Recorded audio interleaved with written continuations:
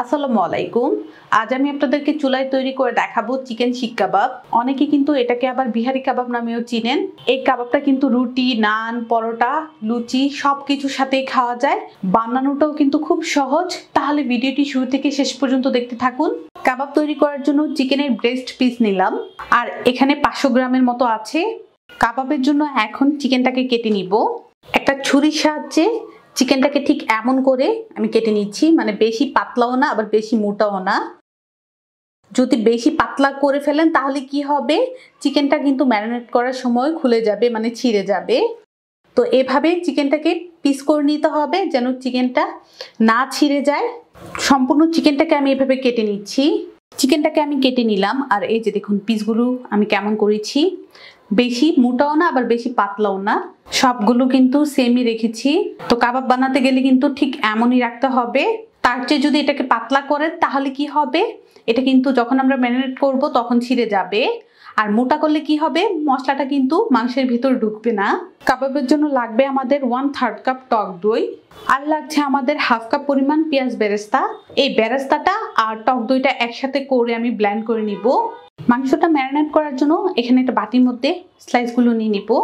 এখন দিয়ে দেব 1 টেবিল চামচ পরিমাণ লেবুর রস, সাথে দিয়ে দিচ্ছি 1 চা চামচ পরিমাণ লবণ আর 1/2 চা চামচ পরিমাণ বেকিং পাউডার।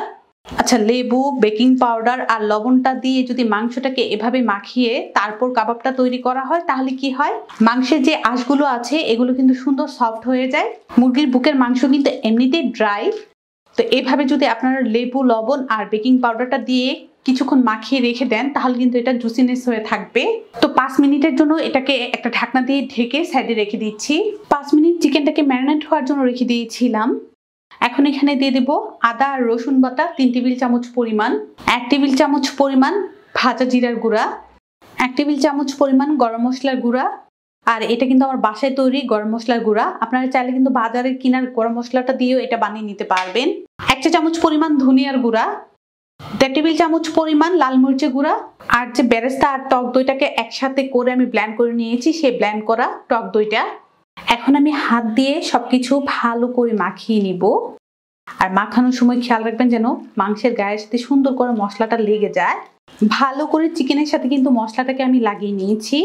এখন যেটা করতে হবে, এই চিকেনটাকে 2 ঘন্টার জন্য রেস্টে রেখে দিব। একটা বাটির মধ্যে পানি নিয়ে নিলাম, আর এই পানির মধ্যে 7-8টার মতো শাসলিক কাঠি ভিজিয়ে নিব। এই কাঠিগুলো দিয়ে আজকে আমি কাবাব তৈরি করব। তো পানির মধ্যে যদি কাঠিগুলো এভাবে ভিজিয়ে 5-6 মিনিট রেখে দেই, কাবাব তৈরি করতে গেলে কিন্তু আর কাঠিগুলো পুড়ে যাবে না। তো এগুলোকে 5-6 মিনিটের জন্য এভাবে ভিজতে রেখে দিলাম। 2 ঘন্টা পর চিকেনের বাটিটাকে নিয়ে আবারও হাজির হয়ে গেলাম। উপরের প্লাস্টিকটা আমি উঠিয়ে নিব। মাংসটাকে আবার আমি একটু মাখিয়ে নিব। আচ্ছা, এই মাংসটাকে আমি একটা স্মোকি ফ্লেভার দিব। যেহেতু আমি চুলার মধ্যে কাবাবগুলো তৈরি করতেছি তার জন্য এখানে আমি স্মোকি ফ্লেভারটা দিয়ে দিব। আপনারা যদি চান যে এই স্মোকি ফ্লেভারটা দিবেন না, সেই ক্ষেত্রে কিন্তু আপনারা এটা স্কিপ করে নিলে হবে। চিকেনটা স্মোকি ফ্লেভার দেওয়ার জন্য আমি একটা বড় বাটির মধ্যে নিয়ে নিব, তাহলে কিন্তু ওই যে স্মোকি ফ্লেভারটা দিতে সুবিধা হবে।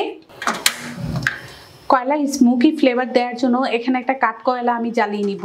আর কয়লাটাকে ভালো করে চুলার মধ্যে এভাবে জ্বালিয়ে নিতে হবে। কয়লাটাকে ভালো করে আমি জ্বালিয়ে নিয়েছি।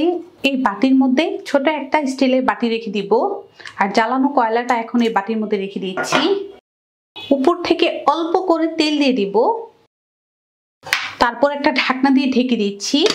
আর ঢেকে 5 মিনিট এভাবেই রেখে দিব।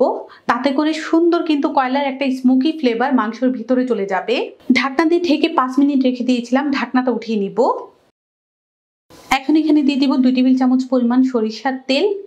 চেষ্টা করবেন সরিষার তেলটা দেওয়ার জন্য। আর অল্প করে রেড কালার দিয়ে দিব। তাতে করে কি হবে, কাবাবের কালারটা কিন্তু দেখতে সুন্দর হবে। আপনাদের কাছে যদি এই রেড ফুড কালারটা না থাকে আপনারা এটা স্কিপ করে নিলে হবে। কারো কাছে যদি থাকে তাহলে কিন্তু ওই যে কাবাবগুলো ভাজার পর দেখতে আরো বেশি আকর্ষণীয় আর লোভনীয় হবে।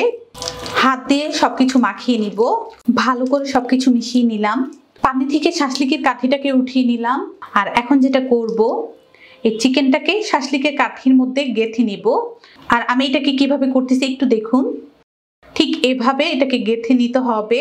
আর যখন গাঁথবেন এটাকে কিন্তু একটু টাইট করে গেঁথে নিতে হবে।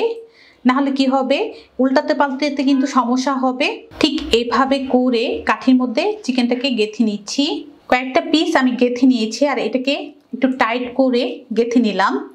এভাবে করে সবগুলো কাঠির মধ্যে চিকেনটাকে গেঁথে নিব। সবগুলো চিকেন কাঠির মধ্যে এভাবে আটকে নিলাম। চুলার মধ্যে আমি একটা প্যান বসিয়ে দিলাম কাবাবগুলো ভাজার জন্য। আর এই প্যানের মধ্যে 2 টেবিল চামচ পরিমাণ সরিষার তেল দিয়ে দিব। আমি কাবাবটা ভাজার জন্য এখানে সরিষার তেলটা দিচ্ছি, আপনারা চাইলে কিন্তু রান্নার রেগুলার তেলটাও দিতে পারবেন। এখন একে একে করে মাংসগুলো দিয়ে দিব। চুলার আঁচটা কিন্তু আমার হাইয়ে আছে। কাবাব ভাজতে গেলে কিন্তু চুলার আঁচটা লোতে রাখবেন না, চুলার আঁচ হাইয়ে রেখেই কাবাবটাকে ঠিক এভাবে উল্টিয়ে পাল্টিয়ে ভেজে নিতে হবে। কিছুক্ষণের মধ্যে দেখুন একটা সাইড কিন্তু হালকা কালার চলে এসেছে। তো কাঠিগুলো এভাবে উল্টিয়ে উল্টিয়ে যদি কাবাবটা ভাজা হয় তাহলে কিন্তু শেপটা কাবাবে সুন্দর আসবে। আর চুলা আঁচটা আমার ওই যে বললাম হাইতে আছে, তো হাইয়ে রেখে এই কাবাবগুলো ভাজতে হবে, না হলে কি হবে এগুলো কিন্তু ড্রাই হয়ে যাবে, জুসিনেসটা কিন্তু আমাদের নষ্ট হয়ে যাবে। কাঠিগুলোকে ঠিক এভাবে ঘুরিয়ে কিন্তু দেখুন সুন্দর একটা কালার নিয়ে এসেছি আর কাবাবের শেপটাও সুন্দর এসেছে। এখন যেটা করব, একটা ঢাকনা দিয়ে ঢেকে কিছুক্ষণ এভাবেই রেখে দিব। তাতে করে কি হবে, মাংসটা কিন্তু সুন্দর সেদ্ধ হয়ে যাবে। আর মাংসটা কিন্তু আমাদের 2 ঘন্টা ম্যারিনেট ছিল, তো সেদ্ধ হতে বেশি সময় লাগবে না। তো এভাবে কিছুক্ষণ রেখে দিচ্ছি। ঢাকনা দিয়ে ঢেকে কিছুক্ষণ রেখে দিয়েছিলাম, ঢাকনাটা উঠিয়ে নিব। কাঠিগুলোকে ঠিক এভাবে করে ঘুরিয়ে ঘুরিয়ে ভেজে নিচ্ছি। এখন কিন্তু আর ঢাকনা দিয়ে ঢাকবো না, এভাবে আরো কিছুক্ষণ ভেজে নিব। আরো কিছুক্ষণ চুলার মধ্যে এভাবে উল্টিয়ে পাল্টিয়ে কাবাবগুলো ভেজে নিয়েছে। আর দেখুন সুন্দর কিন্তু কালার চলে এসেছে আর কাবাবগুলো কিন্তু আমাদের ভাজা হয়ে গিয়েছে। এখন এই কাবাবগুলো আমি উঠিয়ে নিব। আর এই যে সবগুলো কাবাব ভেজে রেডি করে নিলাম। আর দেখুন না, দেখতে কতটা সুন্দর হয়েছে। চাইলে কিন্তু এটা ইফতারের আইটেমেও রাখতে পারেন। অতিথি আপ্যায়নে কিন্তু কাবাবটা যদি এভাবে চুলায় তৈরি করে মেহমানদারি করেন তাহলে কিন্তু কেউ বুঝবেনই না যে এটা চুলায় তৈরি। আমি আপনাদের সঙ্গে একটা ভেঙে শেয়ার করছি কতটা সফট হয়েছে আর কতটা পারফেক্ট হয়েছে। আশা করছি আমার এই কাবাবের রেসিপি আপনাদের ভালো লেগেছে। ভালো লাগলে অবশ্যই একটা লাইক দিবেন, চ্যানেলটাকে সাবস্ক্রাইব করবেন। ইফতারের জন্য কিন্তু চাইলে আপনারা এই চিকেন বাটারফ্লাইটা তৈরি করে নিতে পারবেন। আর এই চিকেন বাটারফ্লাইটা যতটা না ক্রিস্পি হয়, খেতে কিন্তু তার চেয়ে বেশি মজা। বানাতে কিন্তু একদমই সহজ। আর কতটা পারফেক্ট হয়েছে দেখুন না, দেখে কিন্তু বোঝা যাচ্ছে যে কতটা পারফেক্টভাবে এই ক্রিস্পিটা হয়েছে।